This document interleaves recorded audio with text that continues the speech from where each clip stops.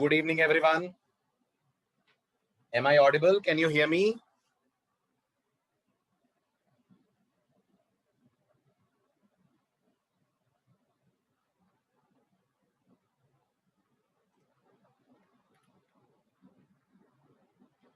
आवाज आ रही है?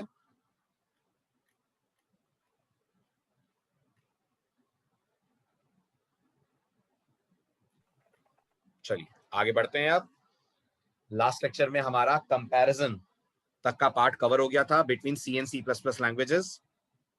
नाउ लेट्स कंटिन्यू और आज से स्टार्ट करते हैं एक नया टॉपिक, बिल्कुल प्रोग्रामिंग का एक नया तरीका, प्रोग्रामिंग की एक नई approach, and that is called as object oriented programming. चलिए अब इससे पहले कि हम ऑब्जेक्ट ओरिएंटेड प्रोग्रामिंग के बारे में बातचीत करें, एक आखिरी कंपैरिजन सी और सी प्लस प्लस के बीच में हमें और करना है। वही बेस तैयार करेगा हमारा regarding the concepts of object oriented programming. अब आपने अगर लास्ट लेक्चर्स मिस नहीं करे हो तो अपन ने कंपैरिजन दोनों लैंग्वेजेस के सिंटेक्सेस का करा है, हाँ या ना? अगर आपने लास्ट लेक्चर्स मिस नहीं करे हो तो अपन लोगों ने लास्ट लेक्चर्स में कंपैरिजन दोनों लैंग्वेजेस के सिंटेक्सेस का करा है, सही कह रहा हूं? राइट? अब आज हम कंपैरिजन करेंगे दोनों लैंग्वेजेस की प्रोग्रामिंग अप्रोच का। आज हमारा कंपैरिजन होगा दोनों लैंग्वेजेस की प्रोग्रामिंग मेथोडोलॉजी को लेकर, प्रोग्रामिंग अप्रोच को लेकर। स्टार्ट करें कंपैरिजन, जल्दी जल्दी बताएं, स्टार्ट करें। Very good. तो आई थिंक यहां जितने भी स्टूडेंट्स इस समय हैं, आप सब ये जानते होंगे कि सी डबल प्लस लैंग्वेज जिस प्रोग्रामिंग अप्रोच को फॉलो करती है, जिस प्रोग्रामिंग मेथोडोलॉजी को यूज करती है, that programming methodology is called as object oriented programming, हाँ या ना? जल्दी बोलिए, इज इट ट्रू? सही बोल रहा हूं? सी डबल प्लस जो प्रोग्रामिंग अप्रोच को यूज करती है, फॉलो करती है, that is object oriented programming. But इससे पहले कि हम ऑब्जेक्ट ओरिएंटेड प्रोग्रामिंग के बारे में बातचीत करें, बहुत जरूरी है हमें ये डिस्कस करना कि सी प्रोग्रामिंग लैंग्वेज भी तो किसी अप्रोच को फॉलो करती है ना? यस और नो? करती है। और पहले हम इसके बारे में बात कर लें तो मैं आपको बता दूं, सी जिस अप्रोच या प्रोग्रामिंग मॉडल को फॉलो करती है, दैट अप्रोच और that programming model is basically called as procedure oriented programming. ठीक, तो सबसे पहले बातचीत इस पर्टिकुलर टर्मिनोलॉजी से अपन शुरू करते हैं कि ये प्रोसीजर ओरिएंटेड प्रोग्रामिंग होती क्या है, इसमें क्या फायदे क्या नुकसान थे जो बनाया गया प्रोग्रामिंग करने का नया तरीका जिसका नाम रखा गया ऑब्जेक्ट ओरिएंटेड प्रोग्रामिंग। तो पहला सवाल मेरा आप लोगों से है, मुझे बताइए प्रोसीजर शब्द का कंप्यूटर साइंस की दुनिया में क्या मतलब होता है? Everyone please respond. What is the meaning of the word procedure in the world of computers? जल्दी जल्दी बोलिए, प्रोसीजर शब्द का कंप्यूटर्स में क्या मतलब होता है? नहीं पता? चलिए मैं बता रहा हूं। प्रोसीजर वर्ड का कंप्यूटर्स में मतलब होता है फंक्शन। Remember this. फंक्शन तो पता है कि फंक्शन भी नहीं पता? जल्दी बोलें, पता है? तो the word procedure means functions in programming. ठीक, तो क्या मैं ये बोल सकता हूं, इसका मतलब ये हुआ कि C language is a function oriented programming? That means C is a function oriented programming. बोल सकता हूं, नहीं बोल सकता हूं? बोल सकता हूं। Very good. अब मुझे जरा इस लाइन का मतलब समझा दीजिए, क्या मतलब है ये कहने का कि C is a function oriented programming language? जल्दी जवाब दीजिए, क्या मतलब है ये कहने का कि सी एक फंक्शन ओरिएंटेड प्रोग्रामिंग लैंग्वेज है? जल्दी जल्दी अपने अपने वर्ड्स में समझाइए मुझे फटाफट, विदाउट वेस्टिंग एनी टाइम। क्या मतलब है ये कहने का कि C is a function oriented programming language? Everyone be very fast, जल्दी जल्दी बोलिए फटाफट। What is the meaning of the word function oriented programming?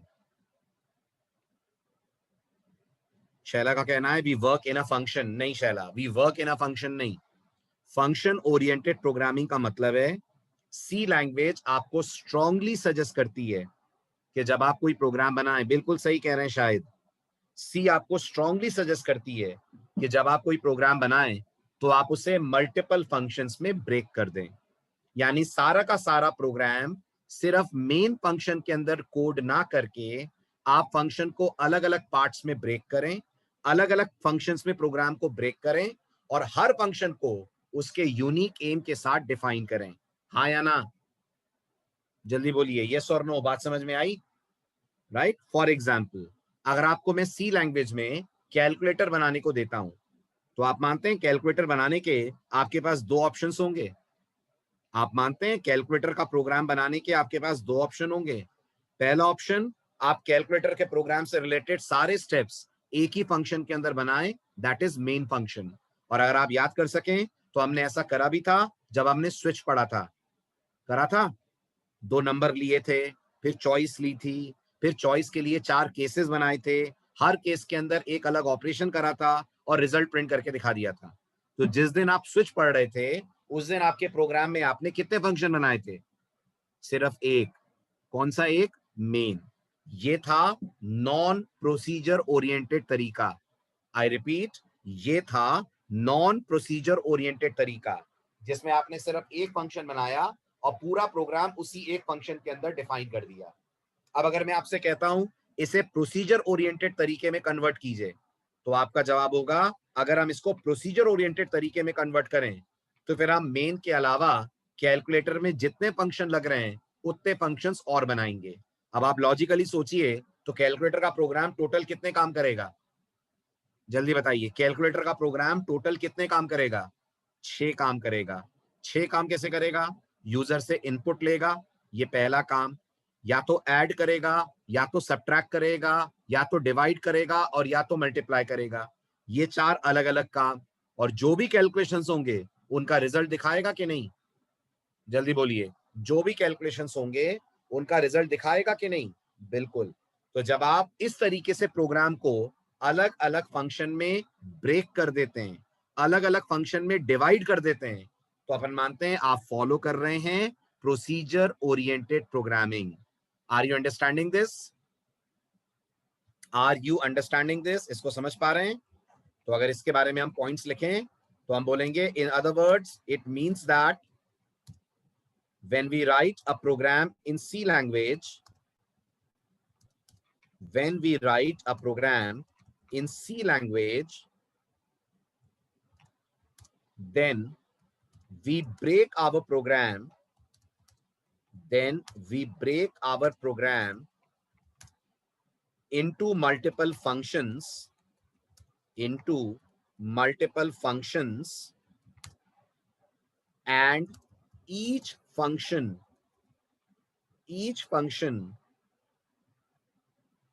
is defined to perform a unique task. Each function is defined to perform a unique task. Finally, these functions are called by, कौन call करेगा इन सबको? ये functions आपस में correlate कैसे करेंगे? कौन इन्हें कॉल करेगा? Main. So finally these functions are called by the function main as per the requirements. जल्दी बोलिए, समझ आ रही है मेरी बात? हाँ या ना? आ रही है? Very good. अब अगर इसके फायदे नुकसान की बात की जाए, ठीक है, इसको मैं आपको डायग्राम के थ्रू समझाता हूं, समझिए। तो अगर आप इसको डायग्रामेटिकली समझें, इमेजिन करिए ये आपका मेन फंक्शन हो गया, वॉइड मेन। मेन के अंदर आपने अपनी जरूरत के मुताबिक फंक्शंस को कॉल करा हुआ है। फॉर एग्जाम्पल, आपने एक फंक्शन कॉल करा है जो इनपुट लेगा, एक फंक्शन आपने कॉल करा है जो ऐड करेगा, एक फंक्शन आपने कॉल करा है जो सब्ट्रैक्ट करेगा, एंड लाइक दिस आपने मेन के अंदर according to the requirement multiple functions को कॉल करा हुआ है। आप सब समझ रहे हैं मेरी बात? जल्दी जल्दी जवाब दीजिए। Are you able to understand this? ये जो मैं आपको डिजाइन दिखा रहा हूं, ऐसे आपने according to the requirement main में अलग अलग फंक्शंस को करा हुआ है कॉल, ठीक है। और ये इनपुट, ऐड, सब्ट्रैक्ट, ये सब क्या है? जल्दी जल्दी जवाब दीजिए। ये सब अपने आप में अलग अलग फंक्शंस हैं। इनपुट है यूजर से इनपुट लेने का फंक्शन। ऐड क्या कर रहा होगा? जल्दी बोलिए, ऐड क्या कर रहा होगा? ऐड दो नंबरों को ऐड करने का काम कर रहा होगा। सब्ट्रैक्ट क्या कर रहा होगा? वो सब्ट्रैक्शन कैलकुलेट करने का काम कर रहा होगा। सब्ट्रैक्शन के अलावा मल्टीप्लिकेशन का भी आपने शायद फंक्शन बनाया होगा। आपके कैलकुलेटर की जरूरत के मुताबिक जिस तरह के कैलकुलेशंस वो कर सकता है। सब्ट्रैक्शन के अलावा मल्टीप्लाई होगा, डिवीजन होगा, ऐसे तमाम फंक्शन आपने बनाए। तो अब आप ये बताइए, सब अलग अलग फंक्शंस हैं या नहीं है? जल्दी जल्दी रिस्पॉन्ड करिए। सब अलग अलग फंक्शंस हैं या नहीं है? हैं।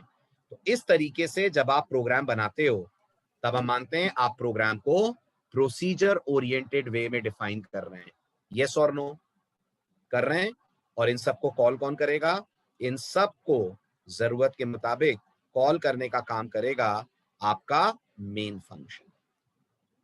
This style of writing programs, this style of developing programs is called as procedure oriented programming। बिल्कुल, मतलब पूरे प्रोग्राम को अलग अलग पार्ट्स में ब्रेक कर रहे हैं, हर पार्ट को इंडिविजुअली डिफाइन कर रहे हैं और उसे मेन के साथ कनेक्ट करके मेन से कर लेते हैं कॉल। ठीक, ये कौन सी अप्रोच है? ये अप्रोच कहलाती है प्रोसीजर ओरिएंटेड प्रोग्रामिंग। बताइए, समझ आ रहा है? अब बात कर लें इसके फायदे नुकसान की। अब बात कर लें इसके फायदे नुकसान की। डायग्राम क्लियर है? चलिए सबसे पहले इसके फायदों की बात करते हैं। ठीक, let's discuss what are advantages of procedure oriented approach. सबसे पहला एडवांटेज, आप मानते हैं आपको फंक्शन बनाना एक ही बार पड़ेगा जबकि आप उसे कॉल बार बार कर सकते हैं। यानी आपको बार बार ऐड की कोडिंग लिखने की जरूरत नहीं है। इस कारण से आपके प्रोग्राम की जो लेंथ है, आप एग्री करते हैं, वो कम हो जाएगी। प्रोग्राम कम लाइनों में बन जाएगा। यस और नो? याद होंगे फंक्शंस के बेनिफिट आप सबको, है ना? ठीक है। सेकेंड बेनिफिट, इमेजिन करिए आपका प्रोग्राम मल्टीप्लिकेशन गलत कैलकुलेट करके दिखा रहा है। आपका प्रोग्राम एडिशन, सब्ट्रैक्शन सही दिखा रहा है पर मल्टीप्लिकेशन का आंसर गलत आ रहा है।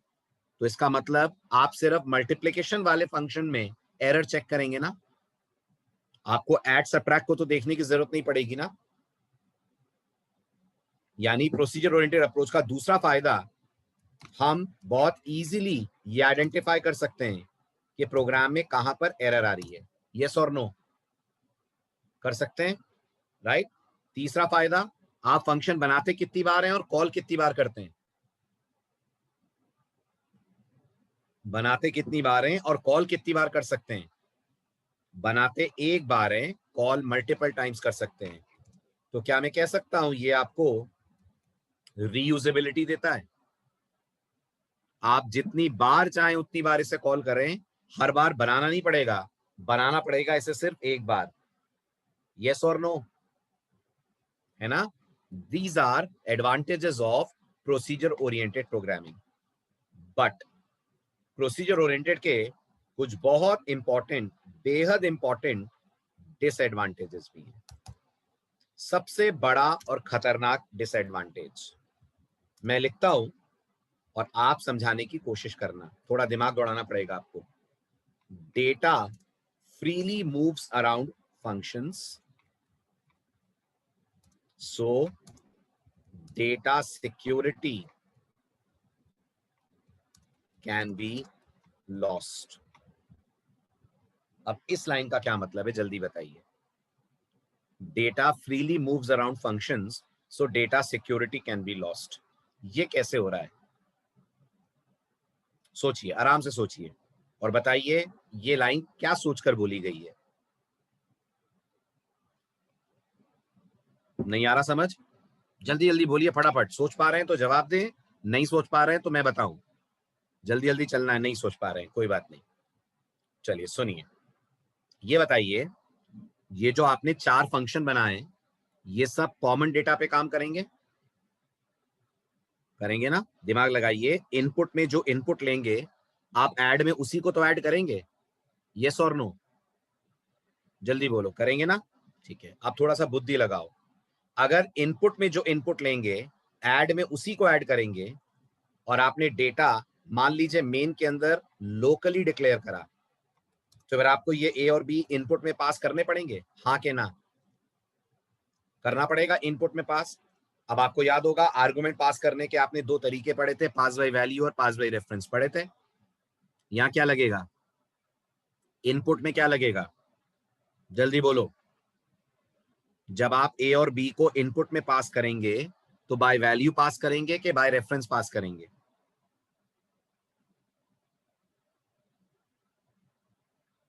गलत, बाय रेफरेंस पास करेंगे। बिल्कुल गलत जवाब है जो लोग बाय वैल्यू कह रहे हैं, आपने फंक्शन ढंग से पढ़ा ही नहीं है। फिर बाय रेफरेंस पास करेंगे। क्यों करेंगे पास बाय रेफरेंस से पास? क्योंकि ए और बी में, दिमाग लगाइए, अभी फिलहाल गार्बेज है। जल्दी बोलिए, क्या ए और बी में अभी फिलहाल गार्बेज नहीं है? है।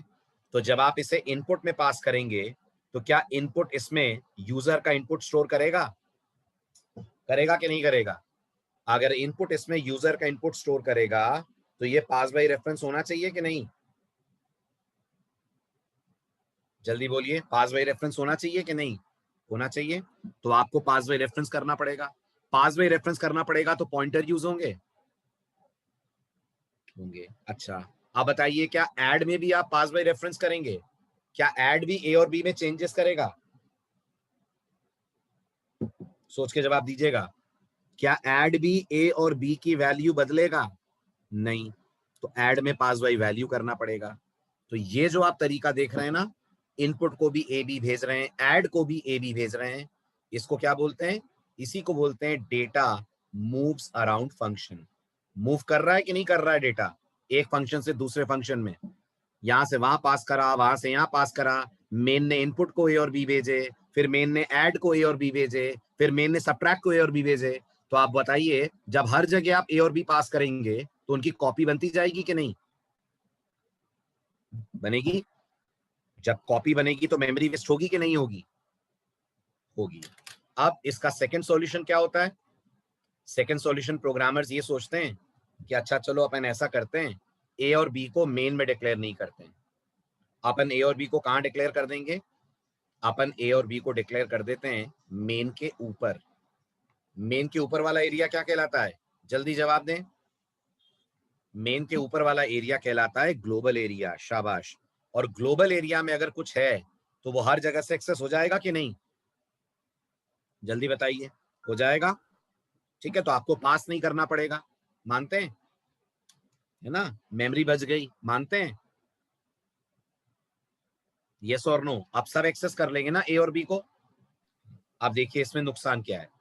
इसमें नुकसान ये है कि कल को मान लीजिए यहां एक फंक्शन हम और बनाते हैं, बना सकते हैं इस प्रोग्राम में एक नया फंक्शन? जल्दी जवाब दे, बना सकते हैं। मान लीजिए उस नए फंक्शन का नाम है स्क्वायर रूट, ठीक है, और मान लीजिए इसे ए का स्क्वायर रूट निकालना है, ठीक? तो ये फंक्शन बी एक्सेस कर पाएगा कि नहीं कर पाएगा? सोच के जवाब देना, इसे स्क्वायर रूट ए का निकालना है, ये बी एक्सेस कर पाएगा कि नहीं कर पाएगा? कर लेगा ना। क्या आप इस फंक्शन को लिखने वाले प्रोग्रामर को बी एक्सेस करने से मना कर सकते हो? नहीं कर सकते ना। स्टेशन पे जो प्याऊ लगा हुआ है, हर कोई वहां से पानी पी सकता है कि नहीं? बताइए। जो स्टेशन का प्याऊ है वो एक तरह से पब्लिक प्रॉपर्टी है ना, हर कोई जा सकता है ना वहां पे तो, राइट? कोई रोक टोक नहीं है, कोई ऑथेंटिकेशन नहीं है, कोई चेकिंग नहीं है, सबके लिए ओपन है। बिल्कुल ऐसे आपका ये डेटा हर फंक्शन के लिए ओपन हो जाएगा। अब हर फंक्शन इस डेटा को एक्सेस करेगा। सिर्फ एक्सेस करेगा कि मैनिपुलेट कर देगा? जल्दी बोलिए, सिर्फ एक्सेस करेगा कि वैल्यू चेंज भी कर सकता है? जल्दी जल्दी जवाब दें, फटाफट। सिर्फ एक्सेस करेगा कि वैल्यू चेंज भी कर सकता है? बिल्कुल। खाली एक्सेस ही नहीं करेगा, वैल्यू चेंज भी कर सकता है। इसका मतलब जब हम स्क्वायर रूट फंक्शन बना रहे होंगे तब हम गलती से b इक्वल टू -1 लिख देंगे तो ये लाइन चलेगी कि नहीं चलेगी? बताइए, b इक्वल टू -1 चलेगा कि नहीं? और इसके कारण क्या होगा?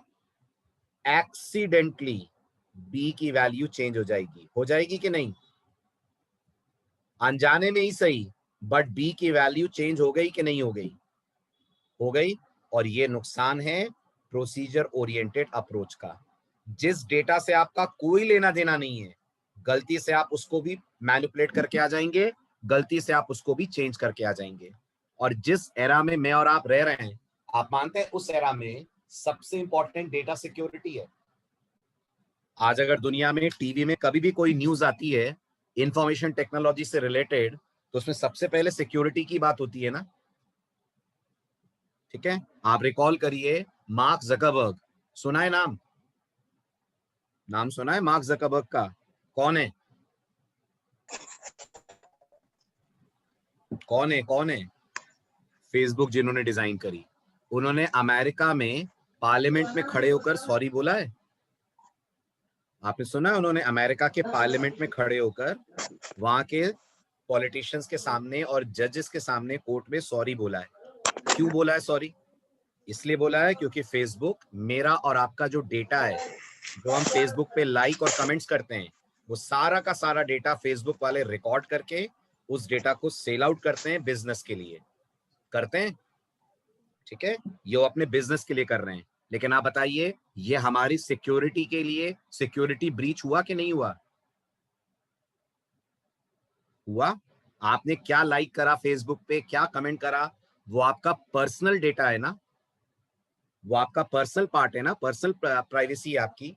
आपकी उन चीजों को अगर सारी दुनिया एक्सेस करे, आपने क्या कमेंट करा, क्या लाइक करा, और उसको वो अपने बिजनेस के लिए यूज करें, तो ये तो गलत हुआ ना। राइट? इसी तरह से नोटिस करिए, जब आप व्हाट्सएप पे चैट करते हैं तो सबसे ऊपर कुछ लिखा हुआ आता है। जब आप व्हाट्सएप पे चैट करते हैं तो सबसे ऊपर कुछ लिखा हुआ आता है कि आप जो चैटिंग कर रहे हैं वो एंड टू एंड एनक्रिप्शन होगा। समझते हैं आप एंड टू एंड एनक्रिप्शन का मतलब? एंड टू एंड एनक्रिप्शन का मतलब है दुनिया का कोई भी इंसान, खुद व्हाट्सएप वाले भी आपके मैसेज को नहीं पढ़ सकते, ना समझ सकते हैं। जो आपने भेजा है और जिसको भेजा है, बस दुनिया में यही दो लोग उस मैसेज को देख पाएंगे, उस मैसेज को पढ़ पाएंगे। आ रही है बात समझ? हो रहा है क्लियर? बिल्कुल, भलाई का जमाना नहीं है। तो समझने वाली बात हमें यह है कि आज की दुनिया में डेटा सिक्योरिटी एक बहुत बड़ा मुद्दा है, एक बहुत बड़ा इशू है। आप एग्री करते हैं? करते हैं। तो इसका मतलब एज अ सॉफ्टवेयर डेवलपर ये आपकी सबसे बड़ी रिस्पॉन्सिबिलिटी बनती है कि आपके प्रोग्राम के अंदर जो भी डेटा स्टोर्ड है, जो भी इंफॉर्मेशन स्टोर्ड है, वो हैकर्स के हाथ ना लगे, वो एक्सीडेंटली चेंज ना हो जाए, वो किसी ऐसे हाथों में ना चली जाए जो उस इंफॉर्मेशन का मिसयूज करे। एग्री करते हैं? है ना, प्राइवेसी सारी खत्म हो जाएगी। आपके आधार कार्ड का डेटा सेंसिटिव है सेंसिटिव। आपके आधार कार्ड की इंफॉर्मेशन अगर लीक हो जाए तो आपकी जगह कोई भी आपके जैसा बनकर दुनिया में कुछ भी गलत काम कर सकता है। आपके आधार कार्ड को दिखाकर कोई क्रिमिनल एक्टिविटी कर सकता है ना। ये सारी चीजें रियलिटी हैं। तो आप समझिए, अब आप थोड़ा सा मेच्योर हो रहे हैं प्रोग्रामिंग में, एक लैंग्वेज पढ़ ली है, दूसरी लैंग्वेज की तरफ बढ़ रहे हैं, और अभी जिंदगी में खूब सारी प्रोग्रामिंग आपको और करनी है। तो अब इस बात को रियलाइज करिए कि प्रोग्रामिंग सिर्फ प्रोग्राम बनाना नहीं होता। प्रोग्रामिंग का मतलब ये नहीं है कि बस प्रोग्राम बना दिया काम खत्म। प्रोग्रामिंग कहती है प्रोग्राम बनाओ और सिक्योर्ड वे में बनाओ। ऐसा बनाओ कि कस्टमर का ट्रस्ट आपके प्रोग्राम पे रहे, कस्टमर आपके प्रोग्राम पे यकीन करे। आज आप गूगल पे यूज करते हैं, फोन पे यूज करते हैं, आप उसमें अपनी बैंक डिटेल्स डालते हैं? डालते हैं। आपको इतना ट्रस्ट है कि गूगल उस बैंक डिटेल का मिसयूज नहीं करेगा, तभी डालते हैं ना। किसी ऐसी थर्ड पार्टी ऐप पे तो आप बैंक डिटेल्स नहीं डालते हैं ना। आपसे बैंक डिटेल तो कितने सारे लोग मांगते हैं, कितने सारे आपके पास फेक कॉल्स आते हैं आपकी बैंक डिटेल्स के, लेकिन आप सबको नहीं देते हैं। क्यों नहीं देते हैं? क्योंकि ट्रस्ट नहीं है। सेम चीज यहां पर आती है। जो प्रोसीजर ओरिएंटेड प्रोग्रामिंग है वो हमें प्रोग्रामिंग के बेसिक्स बहुत अच्छा सिखाती है। अगर हमने जिंदगी में कभी प्रोग्रामिंग नहीं करी है तो हमें प्रोसीजर ओरिएंटेड वे में काम करना सीखना चाहिए। बट अगर हम रियलिस्टिक एप्लीकेशंस बना रहे हैं तो प्रोसीजर ओरिएंटेड अच्छी नहीं है, क्योंकि प्रोसीजर ओरिएंटेड प्रोग्रामिंग में डेटा की सिक्योरिटी लॉस्ट हो जाती है। समझ आया? ठीक है, और एक बार फिर बताइए प्रोसीजर वर्ड का मतलब क्या हुआ, जल्दी बताइए। प्रोसीजर वर्ड का मतलब हुआ फंक्शन। इसका मतलब यहां फंक्शन को ज्यादा इंपॉर्टेंस दी जाती है, हाँ या ना, दी जाती है ना, फंक्शन को ज्यादा अहम माना गया है, राइट। और ये खराब है, ये गलत बात है। दुनिया ये कहती है जितना इंपॉर्टेंट फंक्शन है उतना ही इंपॉर्टेंट डेटा भी है, दोनों को बिल्कुल बराबर इंपॉर्टेंस मिलनी चाहिए। जैसे हमारे इंडिया में बोलते हैं ना, बेटा बेटी एक समान, भेदभाव नहीं करना चाहिए। जितने भी समाज सुधारक है वो ये बताते हैं, और सही बात है, बिल्कुल मानना भी चाहिए। All every person should be given equal importance, equal opportunity. Same is in programming. Programming कहती है सी बहुत बढ़िया लैंग्वेज है, लेकिन सी फंक्शंस को कुछ ज्यादा ही वेटेज देती है और डेटा को अंडर एस्टिमेट कर देती है। और फिर सी ये भूल जाती है कि वो डेटा कल को किसी के हाथ लग गया, उस डेटा का किसी ने मिसयूज कर दिया, तो फंक्शंस वगैरह सब बेकार हो जाएंगे, पूरा प्रोग्राम बेकार हो जाएगा, क्योंकि डेटा सिक्योरिटी हो जाएगी spoil. Are you getting this, right? तो second point is more importance is given to functions.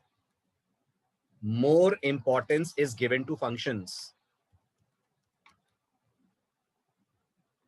compared to data. Compared to data, which is a bad programming practice. बताइए, समझ आया आपको? जल्दी बोलिए, ड्रॉबैक समझ आए?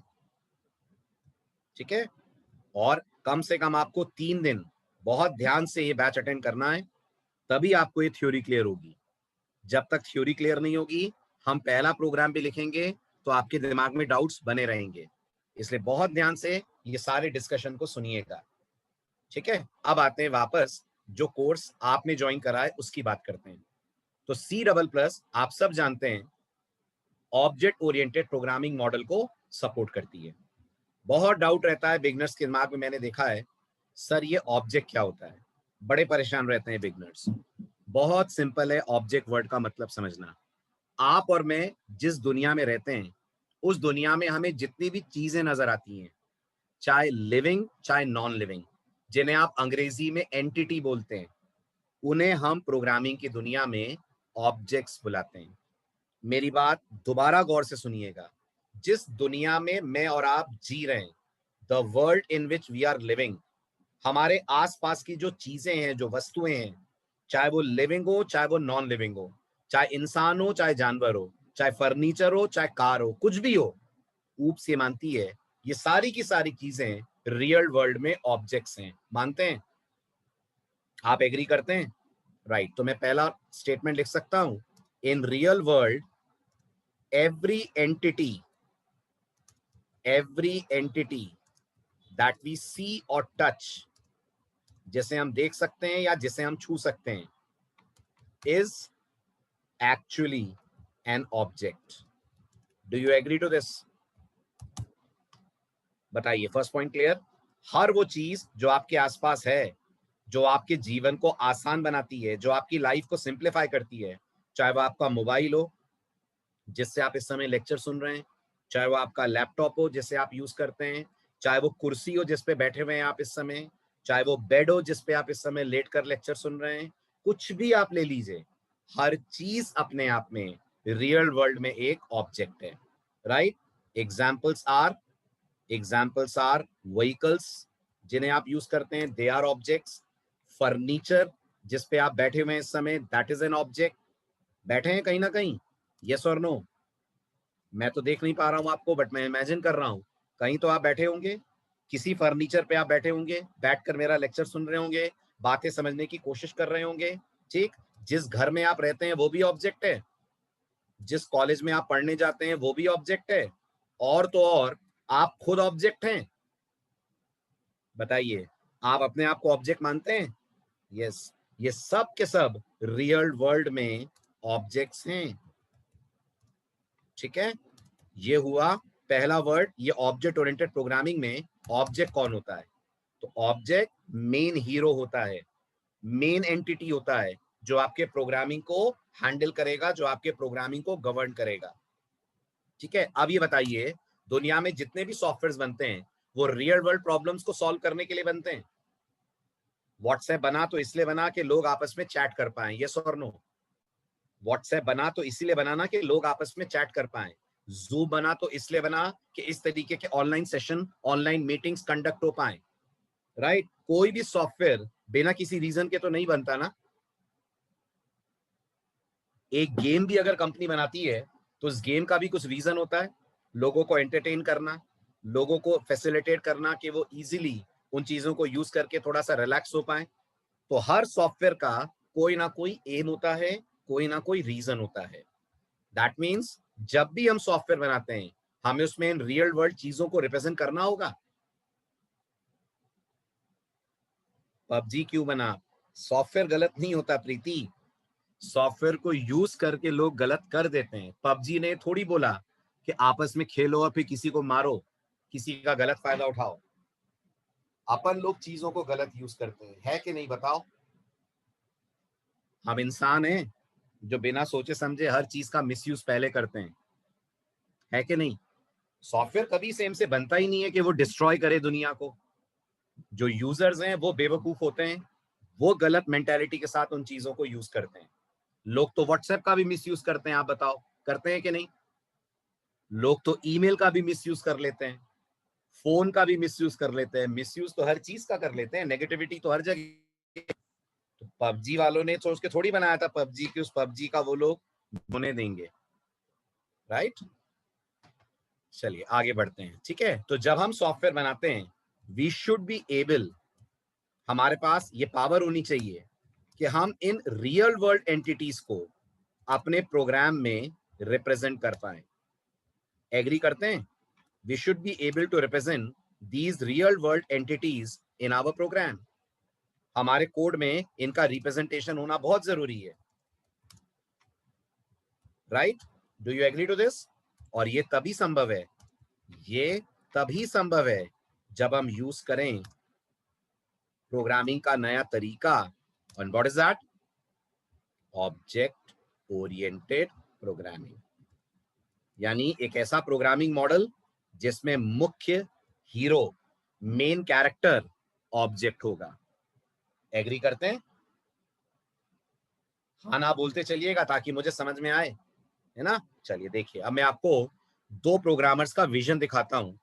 एक प्रोसीजर ओरिएंटेड प्रोग्रामर सॉफ्टवेयर कैसे बनाता है और एक ऑब्जेक्ट ओरिएंटेड प्रोग्रामर सॉफ्टवेयर कैसे बनाता है। आपको दोनों का विजन अंतर बता देगा। इमेजिन करिए आपके कॉलेज में आपको एक सॉफ्टवेयर बनाने को कहा जाता है जो पूरे कॉलेज का मैनेज करे, जिसे आप आमतौर पे बोलते हैं कॉलेज मैनेजमेंट सिस्टम। सुना होगा ये नाम, सुना है? कॉलेज मैनेजमेंट सिस्टम बनाना है, ठीक है? आपके कॉलेज वालों ने आपको कॉन्ट्रैक्ट दिया। इमेजिन करिए आप बहुत अच्छे प्रोग्रामर हैं, बहुत जबरदस्त कोडिंग है आपकी, और भगवान करे ऐसा जरूर हो आपके साथ। तो मान लीजिए कॉलेज आपकी प्रोग्रामिंग का लोहा मानता है। कॉलेज ये मानता है कि आप एक बहुत अच्छे सॉफ्टवेयर डेवलपर हैं, तो कॉलेज आपको कॉन्ट्रैक्ट देता है अपने सॉफ्टवेयर को डिजाइन करने का, अपने मैनेजमेंट सिस्टम को डिजाइन करने का। अब इमेजिन करिए आपने सिर्फ सी पढ़ी है, तो आपका जो सोचने का तरीका होगा वो प्रोसीजर ओरिएंटेड होगा ना। जल्दी बोलिए, आपको सिर्फ सी आती है, इमेजिन करिए, है ना? तो देखिए प्रोसीजर ओरिएंटेड प्रोग्रामिंग में कॉलेज मैनेजमेंट सिस्टम कैसे बनेगा, ठीक है? एक सी जानने वाला बंदा या बंदी इस प्रोग्राम को कैसे डिजाइन करेंगे, ठीक है? वो सोचेगा कॉलेज में क्या क्या एक्टिविटीज होती हैं, अपने आप से वो पहला सवाल करेगा, क्योंकि उसे मालूम है उसे इस प्रोग्राम में क्या बनाने, जल्दी बोलिए फटाफट, फंक्शंस बनाने। कॉलेज में जितने काम होते हैं हर काम के ये बंदा फंक्शन बनाने के बारे में सोचेगा, ठीक है? तो अपन अब मार्क करना स्टार्ट करते हैं। कॉलेज में एडमिशन होता है, एडमिशन का एक प्रोसेस होता है, हाँ होता है, तो ये एडमिशन का एक फंक्शन बनाएगा, ठीक है? कॉलेज में फी सबमिट होती है, हाँ जी होती है, तो फी सबमिट का एक फंक्शन बनाएगा। कॉलेज में टीचिंग होती है, क्लासेस लगती हैं, हाँ लगती हैं, तो उसका एक ये फंक्शन बनाएगा। कॉलेज में प्लेसमेंट होता है, हाँ होता है, उसका एक फंक्शन बनाएगा। कॉलेज में स्पोर्ट्स एक्टिविटी होती है, हाँ जी होती है, उसका एक फंक्शन बनाएगा। कॉलेज में कुछ व्हीकल वगैरह आते हैं, कुछ पार्किंग वार्किंग होती है, ट्रांसपोर्टेशन चलता है, हाँ उसका फंक्शन बनाएगा। हर चीज का अगर आप नोटिस करें तो ये बंदा फंक्शन बनाएगा। अब बताइए जितने भी फंक्शंस हैं ये कुछ कॉमन डेटा पे काम करेंगे? जल्दी बोलिए, ये कुछ कॉमन डेटा पे काम करेंगे? हाँ, सोचिए, जो स्टूडेंट एडमिशन लेगा वही स्टूडेंट फी सबमिट करेगा ना? करेगा कि नहीं करेगा? करेगा। और जो फी सबमिट करेगा वही टीचिंग में आएगा, आई मीन क्लास अटेंड करेगा, वही क्लास अटेंड करेगा, राइट, और उसी का फिर प्लेसमेंट होगा। तो सोचिए, डेटा इन सबके बीच में कॉमन होगा कि नहीं होगा? होगा। फिर हमारे सामने समस्या आएगी कि डेटा को हमें पास करना पड़ेगा, जैसे यहां ए और बी के साथ हुआ था। जल्दी बोले, होगा। ठीक है, और अगर हम पास करेंगे तो कॉपी बनेगी, पास ना करके ग्लोबल कर देंगे तो आप मानते हैं डेटा सिक्योरिटी कॉम्प्रोमाइज हो जाएगी। ठीक, तो ये सब क्या है? ये सब क्या बनाया आपने? ये सब आपने अपने सोचने के तरीके को प्रोग्रामिंग में उतारा और बना दिए फंक्शन। अपन बहुत खुश के प्रोग्राम बहुत बढ़िया है, लेकिन अपन भूल रहे हैं कि किसी भी हैकर के हाथ ये प्रोग्राम लग गया तो वो स्टूडेंट की सारी इंफॉर्मेशन चुरा सकता है, पूरी फी डिटेल्स को मैनिपुलेट कर सकता है, सिक्योरिटी बिल्कुल स्पॉइल हो जाएगी। हाँ या ना? हो जाएगी, यस और नो? राइट। यहां एंट्री होती है एक नए प्रोग्रामिंग स्टाइल की, एक नए प्रोग्रामिंग मॉडल की। कौन है वो नया स्टाइल? कौन है वो नया मॉडल? वो नया स्टाइल, नया मॉडल है ऑब्जेक्ट ओरिएंटेड प्रोग्रामिंग। आप ध्यान से इस 10 मिनट के लेक्चर को सुनिएगा, बहुत इंपॉर्टेंट फेज में एंटर कर रहे हैं अपन। अब मान लीजिए आपने सी डबल प्लस, जावा, पाइथन, इनमें से कोई भी लैंग्वेज कंप्लीट पढ़ ली और फिर आप कॉलेज मैनेजमेंट सिस्टम बना रहे हैं। तो देखिए, अब आप कॉलेज मैनेजमेंट सिस्टम को कैसे बनाएंगे?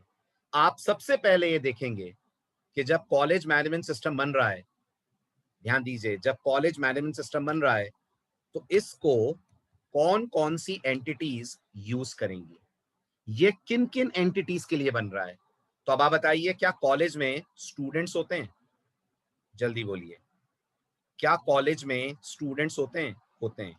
तो ऑब्जेक्ट ओरिएंटेड प्रोग्रामिंग स्टूडेंट को फंक्शन नहीं मानेगी, ऑब्जेक्ट ओरिएंटेड प्रोग्रामिंग स्टूडेंट को एक ऑब्जेक्ट मानेगी। स्टूडेंट ऑब्जेक्ट हुआ ना?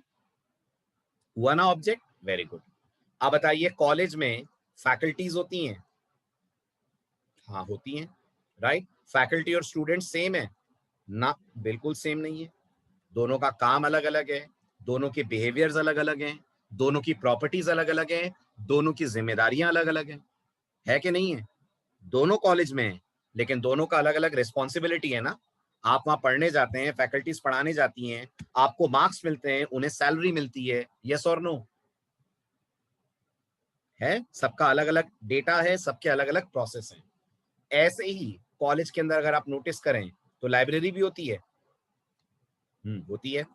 लाइब्रेरी की अपनी फंक्शनैलिटी है। हाँ, लाइब्रेरी की अपनी फंक्शनैलिटी है, अपने काम है लाइब्रेरी के, करेक्ट।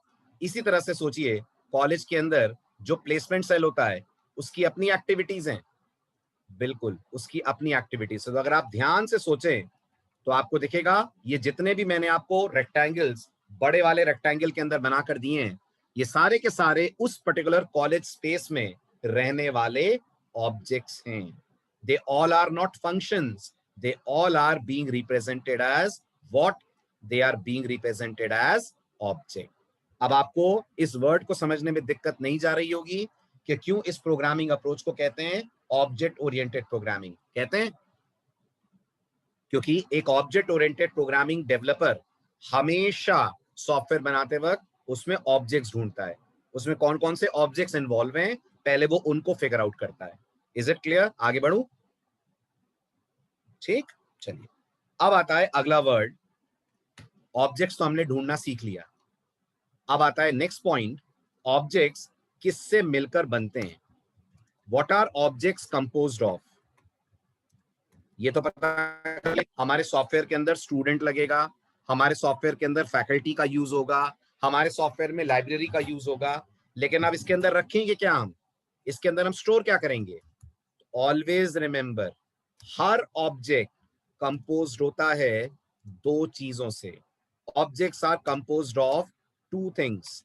हर ऑब्जेक्ट के अंदर दो चीजें होती हैं। Can you tell me? जल्दी जल्दी बताइए। Number one, data. हर ऑब्जेक्ट के पास डेटा होता है, ये डेटा होता है उस ऑब्जेक्ट से रिलेटेड इंफॉर्मेशन। शाबाश। और हर ऑब्जेक्ट के पास उस इंफॉर्मेशन को एक्सेस करने के लिए दिए जाते हैं कुछ फंक्शंस, जिन्हें आप बुला सकते हैं मेथड्स, जिन्हें आप बुला सकते हैं behaviour. Are you getting this?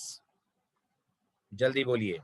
Her object in दो चीजों का कॉम्बिनेशन होता है, एक उसके अंदर डेटा होगा, दूसरा उस डेटा पे काम करने वाले फंक्शंस होंगे। Let's discuss this example with some real world entities. Now let's take up a student को लेते हैं अपन। आप मुझे बताइए, किसी भी स्टूडेंट से रिलेटेड क्या क्या इंफॉर्मेशन मेंटेन की जा सकती है? Tell me. बहुत ज्यादा नहीं, थोड़ा बहुत बताइए। रोल नंबर मानते हैं? कॉलेज में स्टूडेंट का रोल नंबर होगा, राइट? तो रोल नंबर डेटा है कि रोल नंबर फंक्शन है? रोल नंबर डेटा है, राइट? फंक्शन कैसे हो गया प्रीति? रोल नंबर डेटा हुआ ना। रोल नंबर डेटा हुआ, स्टूडेंट का नाम डेटा हुआ, उसका जेंडर डेटा हुआ, उसके मार्क्स डेटा हुआ। हुआ कि नहीं हुआ? ये सब डेटा कहलाता है। ये जो आप देख रहे हैं, this all in the world of software development is called as data. Data का दूसरा नाम, डेटा का दूसरा नाम एट्रीब्यूट्स होता है, राइट? अब आ जाइए फंक्शनैलिटी पे। आप बताइए, किसी कॉलेज में स्टूडेंट क्या क्या कर सकता है? जल्दी बताइए। एडमिशन ले सकता है, कहने से टेक एडमिशन, ये उसका एक काम है। ओके, फी पे कर सकता है, स्टूडेंट ही सबमिट करता है ना फी, राइट? फी पे कर सकता है। एग्जाम दे सकता है, कॉलेज में एग्जाम देगा, बल्कि पहले बोले अटेंड करेगा क्लास। तो क्लास अटेंड करना एक फंक्शनैलिटी, एग्जाम देना दूसरी functionality. Like this a student will do all the activities. Is it clear? ये सारी कहानी समझ में आई? अब अगर मैं आपसे पूछूं ये सब क्या है? टेक एडमिशन, फी सबमिट, अटेंड क्लास, ये सब इस स्टूडेंट के फंक्शंस हैं, इस स्टूडेंट के एक्शंस हैं जो ये स्टूडेंट ले सकता है। अब आप बताइए, जो रोल नंबर है वो सिर्फ इन्हीं के बीच में डिस्ट्रीब्यूट होगा ना? इमेजिन करिए, इस रोल नंबर को एक्सेस यही करेंगे, क्योंकि ये स्टूडेंट ऑब्जेक्ट के फंक्शंस हैं। आप इमेजिन करिए, मैं एक सेकेंड ऑब्जेक्ट भी लेकर आपको दिखाता हूं। ना imagine, let's take up a faculty. College में फैकल्टी भी होती हैं, राइट? फैकल्टी का भी रोल नंबर होगा? No, not at all. Faculty का रोल नंबर क्यों होगा? ठीक, तो फैकल्टी की आईडी होगी कुछ, ये मान सकते हैं? कुछ एम्प्लॉय नंबर, कुछ आईडी वाईडी उनको अलॉट करेगा कॉलेज? हाँ, कर सकता है। तो फैकल्टी की आईडी होगी, फैकल्टी का भी नाम होगा, फैकल्टी की क्वालिफिकेशन होगी, बिल्कुल, फैकल्टी की क्वालिफिकेशन होगी। फैकल्टी कौन से सब्जेक्ट्स पे डील करती है, वो सब्जेक्ट्स होंगे, हाँ बिल्कुल होंगे। ये सारी इंफॉर्मेशन स्टोर की जाएगी रिगार्डिंग द फैकल्टी। ये फैकल्टी का डेटा हुआ, जो स्टूडेंट के डेटा से बिल्कुल अलग है। यस और नो? है अलग स्टूडेंट के डेटा से? बिल्कुल ठीक। अब मुझे बताइए, जब आप फी सबमिट करेंगे तो उसमें फैकल्टी का कोई रोल है? नहीं है। फी सबमिट करना स्टूडेंट की फंक्शनैलिटी है, उसमें फैकल्टी क्यों इंटरफेयर करने लगी? तो फैकल्टी एक सेपरेट एंटिटी है, स्टूडेंट एक सेपरेट एंटिटी है। दोनों के अपने अपने डेटा है, दोनों के अपने अपने फंक्शंस हैं, राइट? तो फैकल्टी को पोस्ट अलॉट होगी, शायद वो एचओडी हो, शायद वो सीनियर लेक्चरर हो, शायद वो एसोसिएट प्रोफेसर हो, तो उन्हें पोस्ट अलॉट की जाएगी। फैकल्टी क्लास लेंगे, हाँ तो वो टीच करेंगे। फैकल्टी एग्जामिनेशन पेपर सेट करेंगे, कर सकते हैं। एग्जामिनेशन होगा तो वो पेपर सेट करेंगे, पेपर सेट करेंगे तो फिर पेपर चेक भी होगा। यस, पेपर चेक भी होगा। ये सब में आपका कोई रोल है? पेपर सेट करना, पेपर चेक करना, इसमें आप इन्वॉल्व हैं? बिल्कुल नहीं इन्वॉल्व हैं। आपका कोई लेना देना इन एक्टिविटीज से नहीं है। क्यों? क्योंकि these are functionalities which are peculiar for a faculty, not peculiar for a student. तो ये फैकल्टी का डेटा हो गया, फैकल्टी के एट्रीब्यूट्स हो गए, और ये स्टूडेंट का डेटा हो गया, स्टूडेंट के एट्रीब्यूट्स हो गए। ये हो गए फैकल्टी के एक्शन, वो ऊपर हो गए स्टूडेंट के एक्शन। कुछ दिमाग में पिक्चर बन रही है कैसे काम करता है object oriented software development? Very good, ठीक है। थर्ड पार्ट आता है। अब बात आती है, ये तो समझ लिया ऑब्जेक्ट्स क्या हैं, ये भी हमने समझ लिया ऑब्जेक्ट के पास डेटा और फंक्शन होते हैं। अब अगला सवाल आता है बनाएंगे कैसे इसको। ये ऑन पेपर तो बड़ा सुंदर दिख रहा है, बट इसको कोडिंग में कैसे उतारेंगे? How do we create objects? तो आपसे मैं एक छोटा सा सवाल पूछता हूं, आप मुझे उसका जवाब दें। How do you create a variable? जवाब दीजिए। अपनी प्रोग्रामिंग में आप वेरिएबल कैसे बनाते हैं? तो आप बोलेंगे सर बहुत सिंपल है, सी ने मुझे कुछ डेटा टाइप्स दिए हैं, इंटीजर, कैरेक्टर, फ्लोट, मैं इन डेटा टाइप को यूज करता हूं और इन डेटा टाइप का वेरिएबल बना देता हूं। यस और नो? बना देता हूं ना? ठीक है, तो मैं यहां लिखूंगा to answer this question first recall how do you create a variable. तो याद आएगा we create variables by using their data type. Is it true? जल्दी बताइए। अगर डेटा टाइप नहीं होगी तो वेरिएबल नहीं बनेगा, हाँ या ना? अगर डेटा टाइप नहीं होगी तो आप वेरिएबल कैसे बनाओगे? नहीं बना सकते ना। तो हर वेरिएबल के लिए उसकी डेटा टाइप जरूरी है। फॉर एग्जाम्पल, जब आप बोलेंगे इंट ए, तो आप मानते हो इस इंट ए में दो चीजें इन्वॉल्व हैं? एग्री करते हैं? एक है ये इंट और एक है ये ए। इफ आई लास्ट ये इंट क्या है, तो आप मुझे बोलोगे सर ये एक डेटा टाइप है जो लैंग्वेज ने मुझे बनाकर दी है। और मैं बोलूंगा ये ए क्या है, तो आप बोलोगे सर ये वेरिएबल का नाम है। राइट? तो पहले डेटा टाइप बनी कि पहले वेरिएबल बना? जल्दी बोलिए, पहले डेटा टाइप बनी कि पहले वेरिएबल बना? ऑफ कोर्स पहले डेटा टाइप बनी होगी। सी ने इंट बनाया है तभी तो हम इंट का वेरिएबल बना पा रहे हैं। करेक्ट? बिल्कुल ऐसे जब आप ऑब्जेक्ट्स बनाते हैं तो पहले आपको उनकी डेटा टाइप बनानी पड़ती है। ठीक है? और ऑब्जेक्ट की डेटा टाइप बनाने के लिए आप यूज करते हैं एक और नया टॉपिक जिसका नाम है CLASS। क्या बना?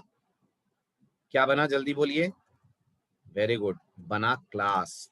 So similarly before creating objects comma we first have to create their data type, and this is done by creating what? By creating a class. This is done by creating a class. So अगर definition wise बोला जाए तो class क्या है? अगर definition wise बोला जाए तो आप बोलोगे अ class acts as a data type for objects. For objects. We can also say that a class is a blueprint for objects. अब मैंने ब्लूप्रिंट वर्ड क्यों बोला उसका रीजन आपको समझाता हूं। आप सब इंजीनियरिंग बैकग्राउंड से हैं, हाँ या ना? बताओ, है ना? ठीक, तो मुझे बताइए एक सिविल इंजीनियर बिल्डिंग्स बनाता है? जल्दी बोलिए। कोई बात नहीं, अगर नहीं भी हैं आप इंजीनियरिंग बैकग्राउंड से तो जो मैं एग्जांपल दे रहा हूं आप आराम से समझ जाएंगे। आप बताइए एक सिविल इंजीनियर बिल्डिंग्स बनाता है? हाँ या ना? खुद खड़े होके नहीं बनाता, मजदूर बनाते हैं, बट सिविल इंजीनियर का काम तो है ना बिल्डिंग बनाना, है ना? राइट। तो अब आप बताइए क्या इंजीनियर अगर कोई बिल्डिंग बनाता है तो सीधे बिल्डिंग का डिजाइन शुरू हो जाता है, सीधे जमीन खोदना, नींव डालना स्टार्ट कर देता है, या पहले उस बिल्डिंग का मॉडल बनता है?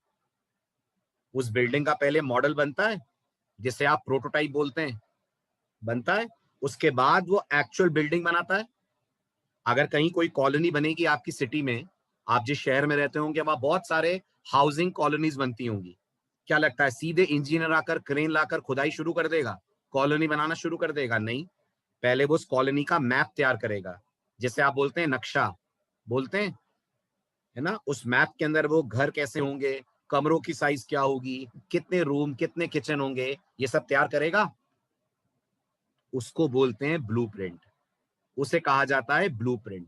ऐसे ही बताइए electronics engineer, electronics engineer electronic devices बनाता है, हाँ या ना?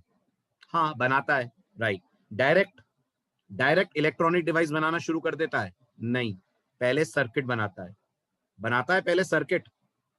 जल्दी बोलिए, राइट। उस सर्किट डायग्राम को देखकर एक्चुअल डिवाइस बनता है?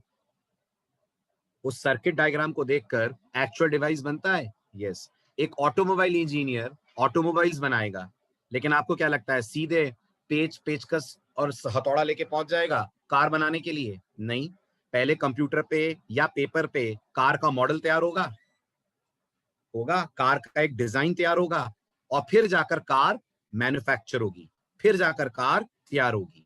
तो ये जितने भी एग्जाम्पल मैंने आपको दिए कि सिविल इंजीनियर नक्शा बनाएगा, इलेक्ट्रॉनिक इंजीनियर सर्किट डिजाइन करेगा, ऑटोमोबाइल इंजीनियर कार का डिजाइन तैयार करेगा, इन सब को बोलते हैं क्लास बनाना, और इसी को बोलते हैं ब्लूप्रिंट बनाना।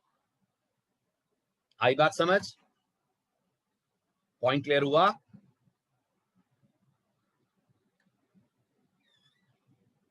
Very good, right. ठीक है, अब ये कैसे करना होता है ये आपको मैं डिस्कस करके दूंगा, अपन डिस्कस करेंगे नेक्स्ट लेक्चर में। लेकिन अभी खत्म करने से पहले ये बात करना बहुत जरूरी है कि ऐसा सब करने से फायदा क्या। जो हमने प्रोग्रामिंग का तरीका सीखा, जो अब हम प्रोग्रामिंग का नया वाला तरीका सीख रहे हैं, उसमें मिल क्या रहा है अपन को? तो उसमें सबसे इंपॉर्टेंट हमें मिल रही है डेटा की सिक्योरिटी, सबसे इंपॉर्टेंट। यानी व्हाट्सएप उठा लो, आप ट्रू कॉलर ले लो, आप कोई भी दुनिया की एप्लीकेशन ले लो, हर एप्लीकेशन ऑब्जेक्ट ओरिएंटेड वे में करी गई है डिजाइन। हर एप्लीकेशन के अंदर आपको ऑब्जेक्ट्स मिलेंगे, और जहां ऑब्जेक्ट्स आएंगे वहां डेटा सिक्योरिटी आएगी ही आएगी। आप एग्री करते हैं इस बात पे?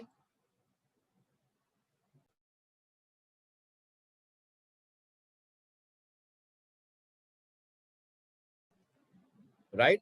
चलिए, पहला बेनिफिट तो ये हुआ। दूसरा बेनिफिट ध्यान से सुनिएगा, object oriented programming real world objects को देखकर बनाई गई है। बताइए, क्या स्टूडेंट असल जिंदगी में होते हैं? क्या असल जिंदगी में स्टूडेंट्स होते हैं? हाँ। क्या असल जिंदगी में फैकल्टीज होती हैं? क्या असल जिंदगी में कार होती है?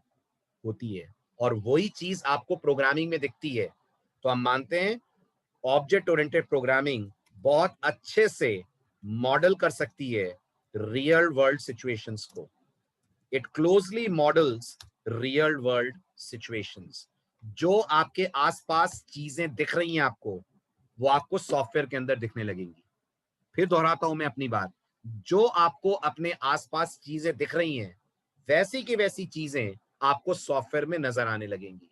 जब आप ऐसा करेंगे तब आप मानेंगे कि आप रियल वर्ल्ड सिचुएशंस को बहुत क्लोजली मॉडल कर रहे हैं। मॉडल समझते हैं? मॉडल मतलब कॉपी, राइट। मॉडल मतलब नकल उतारना। तो रियल वर्ल्ड सिचुएशंस की, रियल वर्ल्ड ऑब्जेक्ट्स की एग्जैक्ट कॉपी आपको सॉफ्टवेयर के अंदर दिखने लगती है। Is it clear? Last, procedure oriented में किसको इंपॉर्टेंस दी जाती है?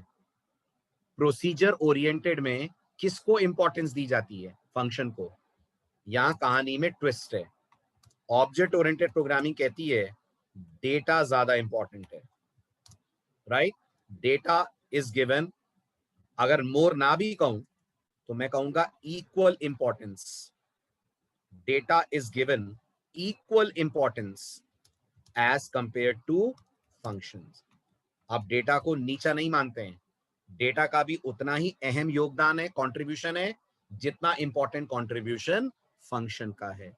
लेकिन फिर मैंने कहा ये बातें आपको कब समझ में आना स्टार्ट होंगी? 3 लेक्चर लगातार अटेंड करने के बाद। हो सकता है आज के लेक्चर में कुछ बातें ऐसी हों जो आपको लग रहा है सर एकदम से क्लियर नहीं हुआ।